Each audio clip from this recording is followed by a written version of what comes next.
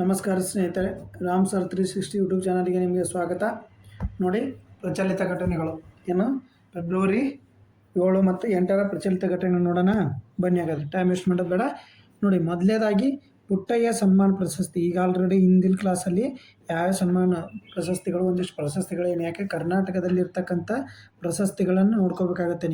ನೀವು ಕರ್ನಾಟಕದಲ್ಲಿ ಪ್ರಿಪೇರ್ ಮಾಡ್ತಾ ಇದ್ದೀರಲ್ಲ, ಸ್ಟೇಟ್ ಗೌರ್ಮೆಂಟ್ ಎಕ್ಸಾಮ್ ಪ್ರಿಪೇರ್ ಮಾಡ್ತಾ ಇದ್ದರೆ ಸ್ಟೇಟ್ ಗೌರ್ಮೆಂಟಲ್ಲಿ ಕೊಡ್ತಕ್ಕಂಥ ತಕ್ಕ ಮಟ್ಟಿಗೆ ಪ್ರಶಸ್ತಿಗಳು ನೋಡ್ಕೋಬೇಕಾಗತ್ತೆ. ಇಷ್ಟದಲ್ಲಿ ಡಾಕ್ಟರ್ ರಾಜ್ಕುಮಾರ್ ಪ್ರಶಸ್ತಿ ಮತ್ತು ಗುಬ್ಬಿ ವೀರಣ್ಣ ಪ್ರಶಸ್ತಿ, ಇವನ್ನೆಲ್ಲ ನಾನು ಹಿಂದಿನ ಕ್ಲಾಸಲ್ಲಿ ಒಂದಿಷ್ಟು ಪ್ರಶಸ್ತಿಗಳು ಹೇಳಿದ್ದೀನಿ. ಈಗ ಪುಟ್ಟಯ್ಯ ಸನ್ಮಾನ್ ಪ್ರಶಸ್ತಿ, ಪುಟ್ಟಶ್ರೀ ಸನ್ಮಾನ್ ಪ್ರಶಸ್ತಿ ಪ್ರದಾನ ಇಂದು. ನೋಡಿ, ಕರ್ನಾಟಕ ಸಂಗೀತ ನೃತ್ಯ ಅಕಾಡೆಮಿ, ಕನ್ನಡ ಸಾಹಿತ್ಯ ಪರಿಷತ್ತು, ಶ್ರೀ ಗುರುಗಾನ ಲಹರಿ ಸಂಗೀತ ಅಕಾಡೆಮಿ, ಲೋಕಾಯುಕ್ತ ಸಂಯುಕ್ತ. ಯಾವ ಸಂಸ್ಥೆ ಈ ಪ್ರಶಸ್ತಿಯನ್ನು ಕೊಡ್ತೈತೆ ಅಂತೇಳಿ ನಿಮಗೇನಾದ್ರು ಕ್ವಶನ್ ಆದರೆ ನೀವು ಸರಿಯಾದ ಉತ್ತರ ಯಾವ್ದು ಮಾಡಬೇಕು? ಶ್ರೀ ಗುರುಗಾನ್ ಲಹರಿ ಸಂಗೀತ್ ಅಕಾಡೆಮಿ. ನೋಡಿ, ಇಲ್ಲಿ ನ್ಯೂಸ್ ಪೇಪರಲ್ಲಿ ಬಂದಿರತಕ್ಕಂಥ ಆರ್ಟಿಕಲ್ ಏನು ಬಂದಿದೆ? ಪುಟ್ಟಯ್ಯ ಸನ್ಮಾನ್ ಪ್ರಶಸ್ತಿ ಇಂದು ಪ್ರದಾನ. ಶ್ರೀ ಗುರುಗಾನ್ ಲಹರಿ ಸಂಗೀತ ಅಕಾಡೆಮಿ 16ನೇ ಸಂಗೀತೋತ್ಸವ ಹಾಗೂ ಪುಟ್ಟಯ್ಯ ಶ್ರೀ ಸನ್ಮಾನ್ ಪ್ರಶಸ್ತಿ ಪ್ರದಾನ ಸಮಾರಂಭ. ನೋಡಿ, ಫೆಬ್ರವರಿ 7ನೇ ತಾರೀಕು. ಓಕೆ, ನೋಡಿ, ಕನ್ನಡ ಸಾಹಿತ್ಯ ಪರಿಷತ್ನಲ್ಲಿ ಹಮ್ಮಿಕೊಳ್ಳಲಾಗಿದೆ. ನೋಡಿ, ಎಲ್ಲಿ ಹಮ್ಮಿಕೊಳ್ಳಲಾಗಿದೆ? ಕನ್ನಡ ಸಾಹಿತ್ಯ ಪರಿಷತ್ತು. ಯಾರ್ಯಾರಾಗಾದರೆ ವಾಗೀಶ್ ಭಟ್ ಹಾಗೂ ಪ್ರಭುರಾವ್ ಸೊನ್ನ. ನೋಡಿ, ಗಾಯಕ ಪಂಡಿತ್ ವಾಗೀಶ್ ಭಟ್, ಇವ್ರೇನ್ರಿ ಗಾಯಕ ನೋಡ್ರಿ, ಮತ್ತು ಸುಗಮ ಸಂಗೀತ ಗಾಯಕ ವಿದ್ವಾನ್ ಪ್ರಭುರಾವ್ ಸೊನ್ನವರು. ನೋಡ್ರಿ, ಇವರು ಸಂಗೀತದ್ದು ಯಾರು? ಸುಗಮ ಸಂಗೀತ ಇವರು ಗಾಯಕ ಪಂಡಿತರು. ಓಕೆ, ಇವರು ಭಾಜನರಾಗಿದೆ. ಪ್ರಶಸ್ತಿ 10,000 ರೂಪಾಯಿಗಳನ್ನು ಒಳಗೊಂಡಿರುತ್ತೆ. ಓಕೆ, ಇನ್ನೊಂದು ಬಿಟ್ಟು ನೋಡಿ, ಇಲ್ಲಿ ಮಾಜಿ ಲೋಕಾಯುಕ್ತ ಯಾರು? ತಬಲಾ ವಾದಕ ಪಂಡಿತ್ ಸತೀಶ್ ಹಂಪಿಕೊಳ್ಳಿ ಉದ್ಘಾಟಿಸಲಾಗಿದೆ. ಯಾರು ಕಾರ್ಯಕ್ರಮವನ್ನು ಉದ್ಘಾಟಿಸಿ ಮಾಡಿದರೆ? ತಬಲಾ ವಾದಕ ಪಂಡಿತ್ ಸತೀಶ್ ಹಂಪಿಹೊಳಿ. ನೋಡ್ರಿ, ಸತೀಶ್ ಹಂಪಿಹೊಳಿ ಯಾವುದಕ್ಕೆ ಪ್ರಸಿದ್ಧ ಅಂತಂದರೆ, ಹಿಂಗೂ ಕ್ವಶನ್ ಆಗ್ಬೋದು, ತಬಲಾ ವಾದಕ. ಓಕೆ, ಇದ್ರ ಬಗ್ಗೆ ಎಷ್ಟು ಮಾಹಿತಿ ಗೊತ್ತಾ? ನೆಕ್ಸ್ಟ್ ಕ್ವಶನ್ ನೋಡೋಣ. ಹಾಗಾದರೆ 2026 ICC ಪುರುಷ T20 ವಿಶ್ವಕಪ್ ಸರಣಿಯನ್ನು ಯಾವ ದೇಶ ಜಂಟಿ ಆಯೋಜಿಸಲಾಗಿದೆ? ನೋಡ್ರಿ, ನಾ ಅಂಡರ್-19 ಐತಲ್ಲ, T20 2026 ICC. ಓಕೆ, ನೋಡಿ ICC. ಓಕೆ, ಭಾರತ ಮತ್ತು ಬಾಂಗ್ಲಾದೇಶ, ಭಾರತ ಮತ್ತು ಶ್ರೀಲಂಕಾ, ಆಸ್ಟ್ರೇಲಿಯಾ ಮತ್ತು ನ್ಯೂಜಿಲ್ಯಾಂಡ್, ಇಂಗ್ಲೆಂಡ್ ಮತ್ತು ಐರ್ಲ್ಯಾಂಡ್. ಹಂಗಾರೆ ICC ಅಂದರೆ ಏನು? ಮೊದಲು ICC ಅಂದರೆ ಇಂಟರ್ನ್ಯಾಷನಲ್ ಕ್ರಿಕೆಟ್ ಕೌನ್ಸಿಲ್. ಓಕೆ, ಇದು ಎಲ್ಲೈತಿ, ಇದು ಏನು ಮಾಹಿತಿ ನೋಡೋಣ. ಓಕೆ, ನೋಡಿ, ಏನಾಗಿದ್ರೆ ಎ ಗುಂಪಿನಲ್ಲಿ Bharat, India, Pakistan, USA, Netherland, ನಬೇಬಿ. ಇವನೇನು ಗುಂಪುಗಳನ್ನು ಕೇಳಂಗಿಲ್ಲ, ಬಟ್ ಎಲ್ಲಿ ನಡೀತಿ? ಭಾರತ ಮತ್ತು ಶ್ರೀಲಂಕಾ ಸರಿಯಾದ ಉತ್ತರ ಇದಕ್ಕೆ. ಓಕೆ, ಭಾರತ ಮತ್ತು ಶ್ರೀಲಂಕಾದಲ್ಲಿ. ನೋಡಿ, option B is the right. ಇಲ್ಲೇ ಕೊಟ್ಟಿದ್ದಾರೆ ನೋಡಿ, ಭಾರತ ಮತ್ತು ಶ್ರೀಲಂಕಾದಲ್ಲಿ ಆತಿಥ್ಯ ವಹಿಸಲಾಗಿದೆ. ಹಾಗಾದ್ರೆ ನೋಡಿ, BCCI ಅಂದ್ರೆ ಏನು, ICC ಅಂದ್ರೆ ಏನು, ಒಂದು ಸ್ವಲ್ಪ ಮಾಹಿತಿ ನೋಡ್ಕೊಳ್ಳಿ. ಭಾರತೀಯ ಕ್ರಿಕೆಟ್ ನಿಯಂತ್ರಣ ಮಂಡಳಿ, BCCI, ಭಾರತ್ ಕ್ರಿಕೆಟ್ ಮಂಡಳಿ. ಓಕೆ, ಭಾರತದಲ್ಲಿ ಕ್ರಿಕೆಟ್ ಚಟುವಟಿಕೆ ನಿರ್ವಹಿಸುವ ಅತ್ಯುನ್ನತ ಸಂಸ್ಥೆ ಆಗಿದ್ದು 1928ರಲ್ಲಿ ಸ್ಥಾಪನೆ ಆಯಿತು. ಮುಂಬೈನಲ್ಲಿ ಪ್ರಧಾನ ಕಚೇರಿಯನ್ನು ಹೊಂದಿರುವ ಇದು ವಿಶ್ವದ, ನೋಡ್ರಿ ಎಲ್ಲಿ? ಮುಂಬೈ ಮಹಾರಾಷ್ಟ್ರದೊಳಗಡೆ ಬರ್ತದೆ. ಮುಂಬೈ ವಿಶ್ವದ ಶ್ರೀಮಂತ ಕ್ರಿಕೆಟ್ ಮಂಡಳಿಯಾಗಿದೆ. ಓಕೆ, ಇದರದ್ದು ಪ್ರಸ್ತುತ ಅಧ್ಯಕ್ಷರು ಯಾರು? ರೋಜರ್ ಬಿನ್ನಿ ಅವರು. ನೋಡ್ರಿ, ಇದು IPL ಮತ್ತು ಪ್ರಮುಖ ಟೂರ್ನಿಗಳನ್ನು ಸಂಸ್ಥೆಯನ್ನು ಆಯೋಜಿಸುತ್ತೆ. ನೋಡ್ರಿ, ಇದರ ಅಧ್ಯಕ್ಷರು ಕೇಳಿದ್ರೆ ಯಾರು? ರೋಜರ್ ಬಿನ್ನಿ. ಹಾಗಾದ್ರೆ ICC ಬಗ್ಗೆ ನೋಡಿ, ICC ಸ್ಥಾಪನೆ 1909ರಲ್ಲಿ ಇಂಪೀರಿಯಲ್ ಕ್ರಿಕೆಟ್ ಕಾನ್ಫರೆನ್ಸ್ ಎಂದು ಆರಂಭವಾಗಿತ್ತು. ಏನಾಯ್ತು? ಇಂಪೀರಿಯಲ್ ಕ್ರಿಕೆಟ್ ಕಾನ್ಫರೆನ್ಸ್ ಅಂತೇಳಿ ಆರಂಭವಾಯಿತು. ನಂತರ 1989ರಲ್ಲಿ ಅಂತಾರಾಷ್ಟ್ರೀಯ ಕ್ರಿಕೆಟ್ ಮಂಡಳಿ, ಇಂಟರ್ನ್ಯಾಷನಲ್ ಕ್ರಿಕೆಟ್ ಕೌನ್ಸಿಲ್ ಎಂದು ಮರುನಾಮಕರಣ ಮಾಡಲಾಯಿತು. ಓಕೆ, ಪ್ರಧಾನ ಕಚೇರಿಯಲ್ಲಿ Dubai, United Arab Emirates, UAE ಇದೊಳಗಡೆ ಐತಿ. ಉದ್ದೇಶ ನೋಡ್ರಿ, ಇದೇನು? ಕ್ರಿಕೆಟ್ ಆಟದ ನಿರ್ವಹಣೆ, ಅಭಿವೃದ್ಧಿ ಮತ್ತು ಅಂತಾರಾಷ್ಟ್ರೀಯ ಪಂದ್ಯಗಳ ನಿಯಂತ್ರಣ ಮಾಡುತ್ತೆ. ಓಕೆ, ಇಷ್ಟು ಮಾಹಿತಿ ಗೊತ್ತಿರಬೇಕು. ನೆಕ್ಸ್ಟ್ ನೋಡೋಣ. ಇತ್ತೀಚೆಗೆ ಯಶಸ್ವಿಯಾಗಿ ಪರೀಕ್ಷಿಸಲಾದ ಅಗ್ನಿ 3 ಯಾವ ವರ್ಗದ ಕ್ಷಿಪಣಿ? ನೋಡ್ರಿ, ಅಗ್ನಿ 3 ನ್ಯೂಸ್ ಪೇಪರ್ ಆರ್ಟಿಕಲ್ ಬಂದಿರತಕ್ಕಂಥದ್ದು. ಅಲ್ಪ ವ್ಯಾಪ್ತಿಯ ಕ್ಷಿಪಣಿ, ಮಧ್ಯಂತರ ವ್ಯಾಪ್ತಿಯ ಬ್ಯಾಲಿಸ್ಟಿಕ್ ಕ್ಷಿಪಣಿ, ಗಂಡಾಂತರ ಬ್ಯಾಲಿಸ್ಟಿಕ್ ಕ್ಷಿಪಣಿ, ಕ್ರೂಸ್ ಕ್ಷಿಪಣಿ. ಯಾವುದು ಸರಿಯಾದ ಉತ್ತರ ಹಾಗಾದ್ರೆ?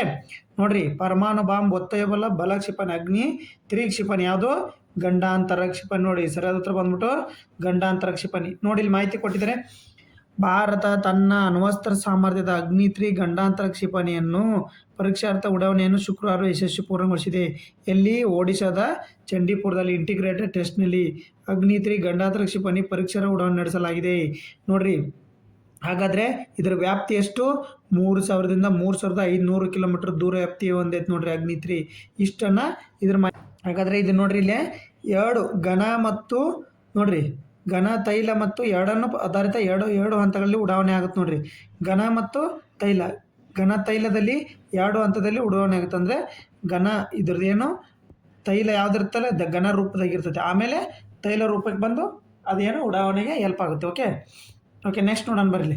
ಇನ್ನೊಂದು ಇದು ಪ್ರಮುಖವಾಗಿ ನೋಡ್ರಿ, 2026 ಅಂಡರ್ 19 ಪುರುಷರ ಕ್ರಿಕೆಟ್ ವಿಶ್ವಕಪ್ ಫೈನಲ್ನಲ್ಲಿ ಇಂಗ್ಲೆಂಡ್ ವಿರುದ್ಧ ಜಯಗಳಿಸುವ ಮೂಲಕ ಭಾರತ ಒಟ್ಟು ಎಷ್ಟು ಬಾರಿ ಪ್ರಶಸ್ತಿಯನ್ನು ಗೆದ್ದುಕೊಂಡಿದೆ? ಹಂಗಾರೆ ಅಂಡರ್ 19 2026 ಅಂಡರ್ 19 ಟೂರ್ನಿಯ ವಿಜೇತ ತಂಡ ಯಾವುದಾಗಾದ್ರೆ ಅಂಡರ್ 19 ಅಂದರೆ 19 ವರ್ಷದವರು. 19 ವರ್ಷದೊಳಗಿನ ಕ್ರಿಕೆಟ್ ಎಷ್ಟು? 6 ಬಾರಿ. ಸರಿಯಾದ ಉತ್ತರ ಯಾರಾಗಾದ್ರೆ ಭಾರತ. ನೋಡಿ, ಭಾರತ ಅಂಡರ್ 19. ಓಕೆ ನೋಡ್ರಿ, ಇಲ್ಲಿ ಮಾಹಿತಿ ಪ್ರಮುಖವಾಗಿ ಮಾಹಿತಿ ಪೂರ್ಣವಾಗಿ ನೋಡಿ. ಹಾಗಾದರೆ ನಡೆದಿರ್ತಕ್ಕಂಥದ್ದು ಎಲ್ಲಿ ಆಯೋಜನೆ? ನಮೀಬಿಯಾ ಬದ ನೋಡ್ರಿ. ನಮೀಬಿಯಾದೊಳಗಡೆ ನಡೆದಿರ್ತಕ್ಕಂಥದ್ದು ಯಾರು ವಿಜೇತರು? 6ನೇ ಬಾರಿ ಭಾರತ ತಂಡ. ಅತಿ ಹೆಚ್ಚು ರನ್ ಗಳಿಸ್ತಕ್ಕಂಥವ್ರು ಯಾರಾಗಾದ್ರೆ ನೋಡ್ರಿ, ಯಾರು ಫೈನಲಲ್ಲಿ ಯಾರು ರನ್ ಅಂದರೆ ಇಂಗ್ಲೆಂಡ್. ಫೈನಲಲ್ಲಿ ಇಂಗ್ಲೆಂಡ್. ಓಕೆ, ಫೈನಲಲ್ಲಿ ಇಂಗ್ಲೆಂಡ್. ಭಾರತ ಜಯಶಾಲಿ. ಅತಿ ಹೆಚ್ಚು ರನ್ ನೋಡಿಲಿ ಪಂದ್ಯ ಶ್ರೇಷ್ಠ ಯಾರು? ಸರ್ವಶ್ರೇಷ್ಠ ವೈಭವ್ ಸೂರ್ಯವಂಶಿ. ಓಕೆ, ಗರಿಷ್ಠ ರನ್ ಯಾರು? ಬೆನ್ ಮೇಯ್ಸು. ಗರಿಷ್ಠ ವಿಕೆಟ್ ಯಾರು? ಮನ್ನಿ ಲೈಸ್ಟೈನ್. ಇಷ್ಟು ತಿಳ್ಕೊರಿ ಇದ್ರ ಬಗ್ಗೆ. ಓಕೆ, ಹಾಗಾದ್ರೆ ನೆಕ್ಸ್ಟ್ ಕ್ವಶನ್ ನೋಡೋಣ. ಇತ್ತೀಚೆಗೆ ಸುದ್ದಿಯಲ್ಲಿರುವ H5N1 ವೈರಸ್ ಈ ಕೆಳಗಿನ ಯಾವುದಕ್ಕೆ ಸಂಬಂಧಿಸಿದೆ? ನೋಡ್ರಿ, H5N1 H1N1 ಅಂತ ಅನ್ನೋದು ಬರ್ತೈತೆ ರೀ. H5N1 ನೋಡೋಣ ಈಗ. ಅದನ್ನು ಹಂದಿ ಜ್ವರ, ಅಕ್ಕಿ ಜ್ವರ, ನಿಪಾ ವೈರಸ್, ಕೊರೋನಾ ವೈರಸ್. ನೋಡ್ರಿ, ಇತ್ತೀಚೆಗೆ ನಿಪಾ ವೈರಸ್, ಅಕ್ಕಿ ಜ್ವರ ಎರಡೂ ಭಾಳ ನ್ಯೂಸಲ್ಲಿ ಇರ್ತಕ್ಕಂಥದ್ದು. ಇವು ಎರಡರ ಬಗ್ಗೆ ನೋಡ್ರಿ. H1N1 ಹಂದಿ ಜ್ವರ. Okay, H1N1. H5N1 ಯಾವುದಕ್ಕೆ? ಅಕ್ಕಿ ಜ್ವರಕ್ಕೆ. ನೋಡ್ರಿ, ಅಕ್ಕಿ ಜ್ವರ. ಹಾಗಾದ್ರೆ ನ್ಯೂಸಲ್ಲಿ ಯಾಕೈತಿ ನೋಡ್ರಿ. ವೇಗವಾಗಿ ಹರಡುತ್ತಿರುವ H5N1 ವೈರಸ್ 1500ಕ್ಕೂ ಅಧಿಕ ಕಾಗೆಗಳಿಗೆ ರೋಗ, ಸತ್ತ ಪಕ್ಷಿಗಳ ಬಳಿ ಹೋಗಬೇಡಿ. ನಾಗರಿಕತೆ ತಮಿಳುನಾಡು ಸರ್ಕಾರದಿಂದ ಏನು ಸೂಚನೆ? ಚೆನ್ನೈನಲ್ಲಿ ಅಕ್ಕಿ ಜ್ವರ. ನೋಡ್ರಿ, ಚೆನ್ನೈನಲ್ಲಿ ಅಕ್ಕಿ ಜ್ವರ, 100 ಕಾಗೆಗಳ ಮರಣ. ಏನಿದು H5N1 ವೈರಸ್? H5N1 ಎಂಬುದು ಏನು ಇನ್ಫ್ಲುಯೆಂಜಾ ವೈರಸ್ ಇನ್ನಷ್ಟು ತೀವ್ರ ರೋಗ ಹಾಗೂ ತಳಿಯಾಗಿದೆ. ತೀವ್ರ ರೋಗಕಾರಕ ತಳಿಯಾಗಿದೆ. ಇದು ಪ್ರಾಥಮಿಕವಾಗಿ ಪಕ್ಷಿಗಳಿಗೆ, ವಿಶೇಷವಾಗಿ ಕೋಳಿ ಮತ್ತು ಕಾಡು ಪಕ್ಷಿಗಳಿಗೆ ಸೋಂಕು ತರುತ್ತದೆ. ಇದನ್ನು ಸಾಮಾನ್ಯವಾಗಿ ಹಕ್ಕಿ ಜ್ವರ ಎಂದು ಕರೆಯುತ್ತಾರೆ ಮತ್ತು ಪಕ್ಷಿಗಳಲ್ಲಿ ವೇಗವಾಗಿ ಹರಡುತ್ತದೆ. ಅಲ್ಲದೆ ಆಗಾಗ್ಗೆ ತೀವ್ರ ಅನಾರೋಗ್ಯ ಮತ್ತು ಹೆಚ್ಚಿನ ಮರಣ ಪ್ರಮಾಣವನ್ನು ಉಂಟು ಮಾಡುತ್ತದೆ. ಓಕೆ, ಮನುಷ್ಯನಿಗೆ ಅಪಾಯಕಾರಿನ? ಇದನ್ನು ನೋಡ್ಕೋಬೇಕು ನೀವು. ಏನು ಮಾಡಬೇಕು? ಮನುಷ್ಯರಿಗೆ ಅಪಾಯಕಾರಿ. ನೋಡಿ, ಇದು ಹೆಚ್ಚಾಗಿ ಪಕ್ಷಿಗಳಲ್ಲೇ ಮೇಲೆ ಪರಿಣಾಮ ಬೀರುತ್ತದೆ. ಈ ವೈರಸ್ ಮಾನವರಲ್ಲಿ ಹರಡುವ ಸಾಧ್ಯತೆಗಳು ಕಡಿಮೆಯಾಗಿದೆ. ಆದಾಗ್ಯೂ ಕೆಲವೊಮ್ಮೆ H5N1 ವೈರಸ್ ಪ್ರಾಥಮಿಕವಾಗಿ ಸೋಂಕಿತ ಪಕ್ಷಿಗಳು ನೇರ ಸಂಪರ್ಕ, ಅವುಗಳ ಇಕ್ಕೆಲು, ಲಾಲಾರಸ, ಮೂಗಿನ ಸ್ರವಿಕೆ ಅಥವಾ ಮಣ್ಣು, ಪಂಜರ, ಆಹಾರ, ನೀರಿನ ಕಲುಷಿತ ಮೇಲ್ಮೈ ಮೂಲಕ ಮನುಷ್ಯರಿಗೂ ಹರಡುತ್ತೆ. ಓಕೆ, ಹಾಗಾದರೆ ಮೊದಲು ಇದು ಕಂಡಿದ್ದು ಎಲ್ಲಿ? ಹಾಗಾದರೆ 2008ರಲ್ಲಿ ನೋಡಿ, 2008ರಲ್ಲಿ ಹಾಕಾಂಗ್. ನೋಡಿ, ಜೂನ್ ನೋಡಿ 1996ರಲ್ಲಿ ಫಸ್ಟ್ 7 ನೋಡಿರಿ, ಮೊದಲ ಬಾರಿಗೆ ಎಲ್ಲಿ ಕಂಡೈತೆ? 1996 ಕಂಡೈತೆ. ಬಟ್ ಇತ್ತೀಚೆಗೆ ಎಷ್ಟು? ಹಾಂಗ್ಕಾಂಗ್ನಲ್ಲಿ ಅಕ್ಕಿ ಜ್ವರ. ನೋಡಿರಿ, ಹಾಂಗ್ಕಾಂಗ್ನಲ್ಲಿ 2008ರಲ್ಲಿ ಏಷ್ಯಾ ಕಡೆಗೆ ಬಂದ್ರೆ. ಬಟ್ 1996ರಲ್ಲಿ ಮೊದಲು ಆಫ್ರಿಕಾದಲ್ಲಿ ಕಂಡಿರ್ತಕ್ಕಂಥದ್ದು. ಇದು ಎಲ್ಲಿ? ಆಫ್ರಿಕಾದಲ್ಲಿ. ಓಕೆ, 1996 ಒಳಗಡೆ. ಓಕೆ, ನೆಕ್ಸ್ಟ್ ಹಾಗಾದರೆ ಹವಾಮಾನ ಸಿಂಡ್ರೋಮ್ ಎಂಬ ಹೆಸರು ಯಾವ ದೇಶದ ರಾಜಧಾನಿಯಿಂದ ಬಂದಿದೆ? ನೋಡ್ರಿ, ಇದೊಂದು ನ್ಯೂಸ್ ಪೇಪರ್ ಆರ್ಟಿಕಲ್ ಬಂದಿರತಕ್ಕಂಥದ್ದು. ಸಂಪಾದಕ ಸತ್ಯ ಶೋಧನೆ ಅಂತ ಬರ್ತೈತಿ ಆರ್ಟಿಕಲ್. ಓಕೆ, ಹವಾಮಾನ ಸಿಂಡ್ರೋಮ್ ಎಂಬ ಹೆಸರು ಯಾವ ದೇಶದ ರಾಜಧಾನಿಯಿಂದ ಬಂದಿದೆ? Russia, China, Cuba, America. ನೋಡಿ, ಯಾವುದ್ರು? ಹಾಗಾದರೆ ಇದು ಸರಿಯಾದ ಉತ್ತರ ಬಂದ್ಬಿಟ್ಟು ಕ್ಯೂಬಾ. ನೋಡಿ, ಯಾವುದು? ಕ್ಯೂಬಾ. ನೋಡ್ರಿ, ಇಲ್ಲಿ ನ್ಯೂಸ್ ಪೇಪರ್ನೇ ಬಂದಿರತಕ್ಕಂಥ ಆರ್ಟಿಕಲ್ ತೊಗೊಂಡು ನೋಡಿ, ಹವಾಮಾನ ಸಿಂಡ್ರೋಮ್ ಬಗ್ಗೆ ಕ್ಲೀನಾಗಿ ಮಾಹಿತಿ ತಿಳ್ಕೊಳ್ಳಿ. ಆಮೇಲೆ ನೋಡೋಣ, ನೀವು ಹವಾಮಾನ ಸಿಂಡ್ರೋಮ್ ಬಗ್ಗೆ ಕೇಳಿದಿರ. ಇದು 21ನೇ ಶತಮಾನದ ಅತ್ಯಂತ ನಿಗೂಢ ತಾಂತ್ರಿಕ ಮತ್ತು ವೈದ್ಯಕೀಯ ರಹಸ್ಯಗಳಲ್ಲಿ ಒಂದಾಗಿದೆ. ಇದು ಕೇವಲ ಒಂದು ಆರೋಗ್ಯ ಸಮಸ್ಯೆಯಾಗಿ ಉಳಿಯದೆ ಅಮೆರಿಕ, ರಷ್ಯಾ ಮತ್ತು ಚೀನಾದಂಥ ಬಲಿಷ್ಠ ರಾಷ್ಟ್ರ ನಡುವಿನ ಶೀತಲ ಸಮರದ ಹೊಸ ಆಯಾಮವಾಗಿದೆ. ಇದು ಹೆಸರು ಕ್ಯೂಬಾದ ರಾಜಧಾನಿ ಹವಾಮಾ ನಗರದಿಂದ ಬಂದಿದೆ. 2016ರಲ್ಲಿ ಹವಾನಾದಲ್ಲಿರುವ ಅಮೆರಿಕದ ರಾಯಭಾರಿ ಕಚೇರಿ ಅಧಿಕಾರಿಗಳಿಗೆ ಮತ್ತು ಸಿಬ್ಬಂದಿಗೆ ವಿಚಿತ್ರವಾದ ದೈಹಿಕ ಲಕ್ಷಣಗಳು ಪ್ರಾರಂಭಿಸಿತು. ಓಕೆ, ಅವರಿಗೆ ಇದ್ದಕ್ಕಿದ್ದಂತೆ ಕಿವಿ ಚುಚ್ಚುವಂಥ ತೀವ್ರವಾದ ಶಬ್ದ ಕೇಳಿಸುವುದು, ತಲೆ ಮೇಲೆ ವಿಪರೀತ ಒತ್ತಡ ಅಥವಾ ಯಾವುದೇ ಅದೃಶ್ಯ ಕಿರಣಗಳು ತಮ್ಮನ್ನು ತಾಕಿದ ಅನುಭವ ಆಗುತ್ತದೆ ಎಂದು ಅಂದಿನ ಈ ಆರೋಗ್ಯ ಲಕ್ಷಣಗಳು ಹವಾಮಾನ ಸಿಂಡ್ರೋಮ್ ಎಂದು ಕರೆಯಲಾಗುತ್ತದೆ. ಓಕೆ, ನೋಡ್ರಿ, ಇದ್ರ ಪ್ರಮುಖ ಲಕ್ಷಣಗಳಾದರೆ ಪ್ರಮುಖ ಲಕ್ಷಣ ಯಾವುದಿದ್ರು? ಮೆಮ್ರಿ ಲಾಸ್ ಆಗುತ್ತೆ. ಓಕೆ, ಇದು 2018ರಲ್ಲಿ ನೋಡಿ, 2018ರಲ್ಲಿ ಗುಹಾಂಗ್ನಲ್ಲಿ ಚೀನಾದ ಗುಹಾಂಗ್ನಲ್ಲಿ ಮತ್ತು 2018ರಿಂದ ಚೀನಾದ ಗುಹಾಂಗ್ನಲ್ಲಿ ಅಮೆರಿಕದ ರಾಯಭಾರಿಗೆ ಬಂದಿತ್ತು. ಓಕೆ, ಆಮೇಲೆ 2021ರಲ್ಲಿ ದೆಹಲಿಗೆ ಭೇಟಿ ನೀಡಿದ ಅಮೆರಿಕ ಅಧಿಕಾರಿಯೊಬ್ಬರಲ್ಲಿ ಹವಾಮಾನ ಸಿಂಡ್ರೋಮ್ ಕಂಡಿತ್ತು. ಆದರೆ ಇದು ನೋಡ್ರಿ, ಇದು ಇದ್ರದ್ದು 3 ಲಕ್ಷಣಗಳು ಏನು, ಹವಾಮಾನ ಸಿಂಡ್ರೋಮ್ ಬಗ್ಗೆ ನಿಖರವಾದ ಕಾರಣವೇನು ಎಂಬ ಬಗ್ಗೆ ಇಂದಿಗೂ ಒಮ್ಮತವಿಲ್ಲ. ಆದರೆ 3 ಸಿದ್ಧಾಂತಗಳಿದ್ದಾವೆ. ಏನಂದರೆ ಎದ್ರ ಬಗ್ಗೆ, ಆದರೆ ಇಲ್ಲಿ ಪ್ರಮುಖವಾಗಿ 3 ಸಿದ್ಧಾಂತಗಳು ಯಾವ ನೋಡ್ರಿ. ಮೊದಲನೇದು ಮೈಕ್ರೋವೇವ್ ಅಥವಾ ಸೋನಿಕ್ ಅಟ್ಯಾಕ್. ಮೈಕ್ರೋವೇವ್ ಅಥವಾ ಸೋನಿಕ್ ಅಟ್ಯಾಕ್ದಿಂದ ಆಗಿರ್ಬೋದು ನೋಡ್ರಿ. ಮೈಕ್ರೋವೇವ್, ಸೋನಿಕ್ ಅಟ್ಯಾಕ್ ಮತ್ತು ಅಮೆರಿಕದ ನ್ಯಾಷನಲ್ ಅಕಾಡೆಮಿ ಆಫ್ ಸೈನ್ಸ್ ಪ್ರಕಾರ ಈ ಲಕ್ಷಣ ನಿರ್ದೇಶಿತ ಮೈಕ್ರೋವೇವ್ದ ಶಕ್ತಿ ಕಾರಣವಾಗಿದೆ ಮತ್ತು ಶತ್ರು ದೇಶಗಳು ರಹಸ್ಯವಾಗಿ ರೇಡಿಯೋ ಫ್ರೀಕ್ವೆನ್ಸಿ ಶಕ್ತಿ ಬಳಸಿಕೊಂಡು ಅಧಿಕಾರ ಮೆದುಳಿನ ಮೇಲೆ ದಾಳಿ ಮಾಡ್ತದೆ. ಈ ಥರ 3 ಪ್ರಕರಣಗಳಿವೆ. ಓಕೆ, ಇದ್ರದ್ದು ಲಕ್ಷಣಗಳು ನೋಡಿದ್ರಿ. ಇದು ಎಲ್ಲಿ ಮೊದಲು ಕಂಡು ಬರುತ್ತೆ, ಭಾರತದಾಗ ಎಷ್ಟನೇ ಕಂಡು ಬರುತ್ತೆ, ಇದ್ರದ್ದು ಏನು ಇತ್ತೀಚೆಗೆ ಏನಾಗೈತಿ ಹವಾಮಾನ ಸಿಂಡ್ರೋಮು ನ್ಯೂಸ್ ಪೇಪರ್ ಆರ್ಟಿಕಲ್ ಬಂದಿರೋದ್ರಿಂದ ನಿಮಗೆ ಹೇಳ್ತಾ ಇರೋದು. ಓಕೆ, ನೆಕ್ಸ್ಟ್ ನೋಡೋಣ. ಕ್ಯಾಸನೂರ್ ಅರಣ್ಯ ಕಾಯಿಲೆ ಮೊದಲ ಬಾರಿಗೆ ಯಾವ ವರ್ಷದಲ್ಲಿ ಪತ್ತೆ ಆಯಿತು ನೋಡಾಗಾದ್ರೆ? 47ರಲ್ಲಿ, 57ರಲ್ಲಿ, 65ರಲ್ಲಿ, 82ರಲ್ಲಿ. ಎಷ್ಟರಾಗಾದ್ರೆ ನೋಡ್ರಿ, ಮಂಗನ ಕಾಯಿಲೆ ಮತ್ತೆ ನ್ಯೂಸ್ ಪೇಪರ್ ಆರ್ಟಿಕಲ್ ಬಂದಿರತಕ್ಕಂಥದ್ದು. ನ್ಯೂಸ್ ಪೇಪರ್ ಆರ್ಟಿಕಲ್ಲು ಮಂಗನ ಕಾಯಿಲೆ ನೋಡ್ರಿ, ನಾವು ಕ್ಯಾಸನೂರ್ ಅರಣ್ಯ ಕಾಯಿಲೆ ಅಂತ ಕರಿತೀವಿ ಅದನ್ನು. ಓಕೆ, ಯಾವುದರಲ್ಲಿ 1957. ಸರಿ, ಅದು ಹತ್ರ ಬಂದು ನೋಡ್ರಿ ಇಲ್ಲಿ ಮಂಗನ ಕಾಯಿಲೆ ನ್ಯೂಸ್ ಪೇಪರ್ ಆರ್ಟಿಕಲ್. 28 ದಿನಗಳ ಅಂತರದಲ್ಲಿ 2 ಸಲ ನೀಡುವ ರೀತಿಯ ಲಸಿಕೆಯನ್ನು ಇದೀಗ ಅಭಿವೃದ್ಧಿಪಡಿಸಲಾಗಿದೆ. ನೋಡ್ರಿ, ಮಂಗನ ಕಾಯಿಲೆ ಎದಕ್ಕೆ ನ್ಯೂಸಲ್ಲಿ ಐತೆ ಅಂತ ಅಂದ್ರೆ ಇದಕ್ಕೆ ಒಂದು ಲಸಿಕೆ ಕಂಡುಹಿಡಿದಾರೆ. ಲಸಿಕೆಯನ್ನು ಕಂಡುಹಿಡಿದಾರೆ. ಅದು ಎಷ್ಟು ನೋಡ್ರಿ, 28 ದಿನಗಳಲ್ಲಿ ಅಂತರದಲ್ಲಿ 2 ಸಲ ನೀಡಬೇಕು ಇದನ್ನು. ಓಕೆ, ಈ ಥರನೂ ಕ್ವಶನ್ ಕೇಳಿದ್ರೆ ಮಂಗನ ಕಾಯಿಲೆಗೆ ಅಭಿವೃದ್ಧಿಪಡಿಸ್ತಕ್ಕಂಥ ಹೊಸ ಲಸಿಕೆಯನ್ನು ಎಷ್ಟು ದಿನಗಳ ಅಂತರದಲ್ಲಿ ಕೊಡಬೇಕಂತ ಕ್ವಶನ್ ಕೇಳ್ತಾನೆ. ಈಗಾಗಲೇ ಲಸಿಕೆ ಯಶಸ್ವಿಯಾಗಿ ಅಭಿವೃದ್ಧಿಪಡಿಸಲಾಗಿದೆ. ಅದನ್ನು ಪ್ರಾಣಿಗಳ ಮೇಲೆ ಪ್ರಯೋಗಿಸಲಾಗಿದೆ. ಲಸಿಕೆ ವಿಷಕಾರಿ ಅಂಶ ಅಧ್ಯಯನ ಪೂರ್ಣಗೊಂಡಿದೆ. ಇದೀಗ ಮಾನವನ ಮೇಲೆ ಮೊದಲನೇ ಹಂತದ ಪ್ರಾಯೋಗಿಕ ಪರೀಕ್ಷೆ ಆರಂಭಿಸಲಾಗಿದೆ. ಓಕೆ ನೋಡ್ರಿ, ಈ ಮಂಗನ ಕಾಯಿಲೆ ಪಶ್ಚಿಮ ಘಟ್ಟದಲ್ಲಿ ಪ್ರದೇಶದಲ್ಲಿ ವ್ಯಾಪಕವಾಗಿದ್ದು ಕರ್ನಾಟಕ, ತಮಿಳುನಾಡು, ಕೇರಳ, ಗೋವಾ ಮತ್ತು ಮಹಾರಾಷ್ಟ್ರ ರಾಜ್ಯದಲ್ಲಿ ತೀವ್ರವಾಗಿದೆ. ನೋಡ್ರಿ, ಕ್ಯಾಸನೂರ್ ಅನ್ನೋ ಕಾರಣ ಏನಂದರೆ ಶಿವಮೊಗ್ಗ ಬಳಿಯ ಕ್ಯಾಸನೂರಲ್ಲಿ ಕಾಡಿನಲ್ಲಿ 1950ರಲ್ಲಿ ಮೊದಲ ಬಾರಿಗೆ ವೈರಸ್ ಕೋತಿಯಲ್ಲಿ ಕಂಡು ಬಂದಿತ್ತು. ಇದನ್ನು ಕ್ಯಾಸನೂರ್ ಕಾಡಿನ ಕಾಯಿಲೆ ಅಥವಾ ಮಂಗನ ಕಾಯಿಲೆ ಎಂದು ಕರೆಯಲಾಗುತ್ತದೆ. ಇದು ಸೋಂಕಿತ ಪ್ರಾಣಿಗಳಿಂದ ಮಾನವರಿಗೆ ಹಬ್ಬುತ್ತದೆ. ನೋಡ್ರಿ, ಈ ಸೋಂಕಿತ ಪ್ರಾಣಿಯಿಂದ ಮಾನವರಿಗೆ ಹರಡತಕ್ಕಂಥ ರೋಗ.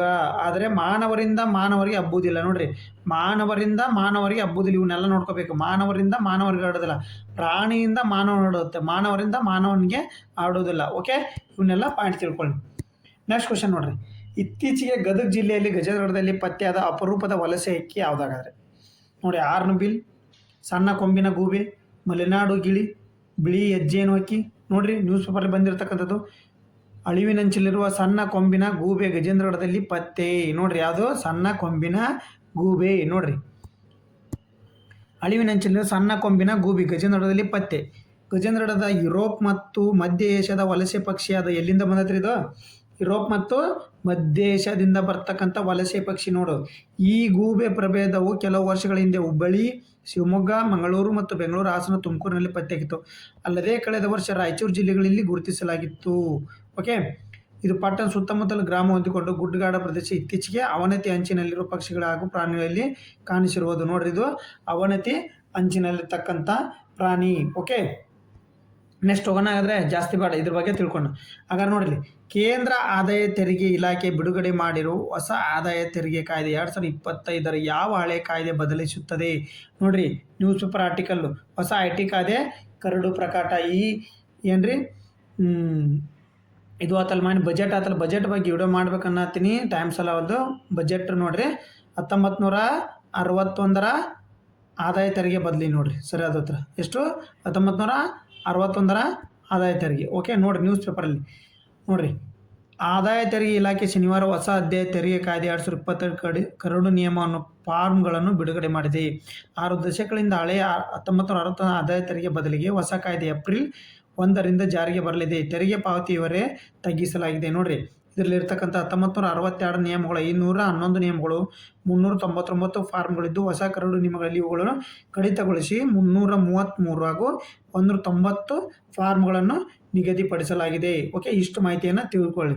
ಓಕೆ, ಇನ್ನೊಂದು ಇದ್ರಾಗೆ ಹಳೆಯ ಹೆಸರು ಅಥವಾ ಹೊಸ ನಿಯಮಗಳ ನಡುವೆ ವ್ಯತ್ಯಾಸ ತಿಳಿಯಲು ನ್ಯಾವಿಗೇಟರ್ ಸೌಲಭ್ಯವನ್ನು ಹೊಂದೈತೆ. ನೋಡ್ರಿ, ಇದು ಹೊಸ ತೆರಿಗೆ ಮತ್ತು ಹಳೆ ತೆರಿಗೆ ಬಗ್ಗೆ ನಿಮಗೆ ಹೊಸ ಐ ಟಿ ಕಾಯ್ದೆ ಬಗ್ಗೆ ಗೊತ್ತಾಗಬೇಕಂದ್ರೆ ನ್ಯಾವಿಗೇಟರ್ ಸೌಲಭ್ಯ ಇದನ್ನು ಬಳಸ್ತಕ್ಕಂಥ ಈ ನ್ಯಾವಿಗೇಟರ್ ಸೌಲಭ್ಯದಲ್ಲಿ ಇದರ ಸಂಕ್ಷಿಪ್ತ ಮಾಹಿತಿ ದೊರೆಯುತ್ತದೆ ನಿಮಗೆ.